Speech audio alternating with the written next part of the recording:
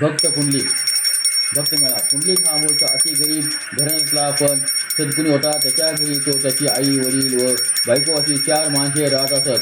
भिक्षेवर त्याच्या उदरनिर्वाह झाले. लग्नानंतर तो बायकोच्या सांगण्याप्रमाणे वागू लागल्यामुळे सहजच त्याच्याकडून आईबापांकडे दुर्लक्ष होऊ लागले. मुलाकडून एखादा गोष्ट शब्द सुद्धा ऐकवायस मिळेना म्हणून उभयंता वृद्ध अतिशय दुःखात दिवस घालू लागले.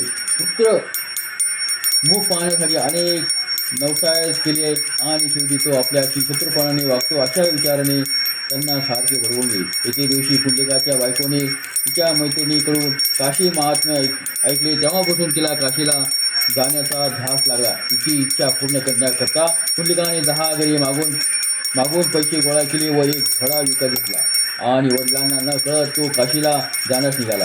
आई वडिलांना फार वाईट वाटले. बायकोला घोड्यावर बसून घोड्याच्या मागे पायी जात असलेल्या पुंडलिकाला पाहून गल्लीतले काही लोक त्याला नावे ठेवून हसू लागले.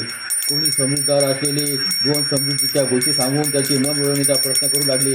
एक म्हणाला, काय पुंडलिक, आई बापांना सोडून यात्रेला निघालास खरं, पण त्यापासून तुला काय फळ मिळणार? अरे मुलाने तर आईबापांना तिथे यात्रेला निवडून आणावायचे असते. दुसरा म्हणाला, जगात ज्याला मुले झाली नाही तो पुत्रवंताला भाग्यवान समजतो. तू जन्मालास तेव्हा कितीतरी लोकांनी तुझ्या आईवडिलांना भाग्यवान म्हटले असेल. अनेक नवसांती तुझा जन्म झाला म्हणून तुझ्या आईवडिलांनी गावकऱ्यांचे तोंड गोड केले. पण शेवटी तू फळ काय तर मुलाच्या नावाने रडत बसायचे. ही त्याचे सर्व बोलणे ऐकल्यानंतर भक्त पुंडलिकाला फार वाईट वाटले.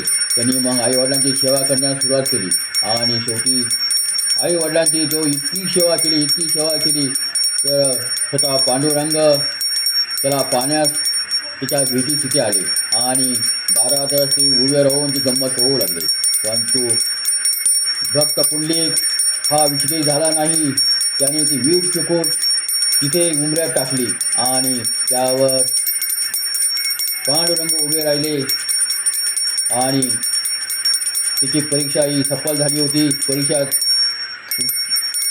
पाहून परीक्षामध्ये भक्त पुंडलिक